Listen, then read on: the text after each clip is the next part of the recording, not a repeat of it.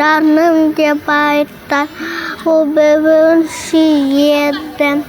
Біздің отбасымыз Бесада Азия. Алла, мен сені тәшіргі.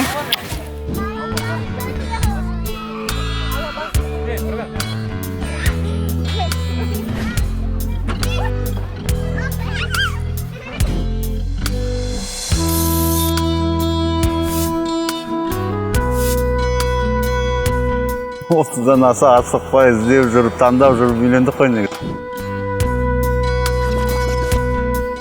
Бір-екі жылдай жүгіріп артынан дегенде үйлендік әйтеуір. Ол қашып, мен артынан жүгіріп дегенде. Бүйтіп сөз салып тұрмады, енді ұнатамын, бірге қосылып жүріп көрейік деді. Сөйтіп ақырындап көріп, сонымен бір-екі айдың көлемінде өзім қалай ғашық болып қалғанымды білмей қалдым. Таңертең тұрып, солар үшін жылына бір рет тамақ жасап, қолдан келген неше түрлі тамақ жасап, әйтеуір солар риза болсын деп, мейрамдары, сегізінші март сондай көңіл күймен таңертеңнен бастағанда күшті өткізуге тырысамыз енді. Тойлау келеді, ойсықтау, кемел. Маған балконнан воздушный шарды ұшырып, соны маған лови деп айғайлап, сол шарды мен ұстап, өте сондай бір күшті керемет сезімде болдым.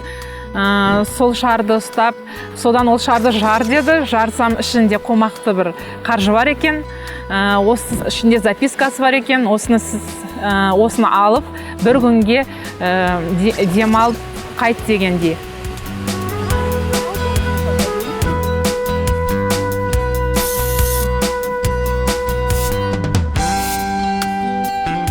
Папа жұмыста болғаны сағын кетеміз. Папа ұшпайды. Әйелмен төртеуін ұрыс-керсіз, Құдай сақтасын.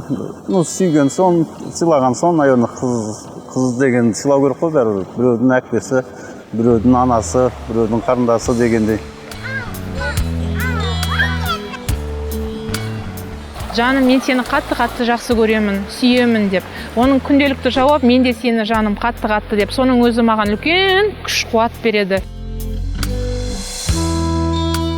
Ол мен хат жазып, толтырып, көңілден, ойда не барсам бәрін жазып, соң конвертке салып жіберейін дедім да, потом кішкене басқаша болу үшін сол тапсырыс беріп, жүректің суреті бар, тапсырыс беріп, әдемілеп. Тапсырыс беріп, алып, жазып, көңілдің бәрін жарып, үйіне жібердік. Мама, папа, мен сені тәшіргі. Бір-бірлеріңізден ешқашан сезімдеріңізді жасырмаңыздар. Іштеріңізде ойларыңызда бар сезімдеріңізді айтыңыздар. Жақсы көріп, сүйіп атсаңыздар, сол махаббатпен қосылып үйлендіңіздер ғой. Күнде сол мен сені сүйем жаным деген бір ауыз жылы сөз бір-бірлеріңізге айтсаңыздар, ол семьяда ешқандай айырылып кетпейді да, ешкім ұрыспайды да, ол шаңырақ шайқалмайды деп ойлаймын.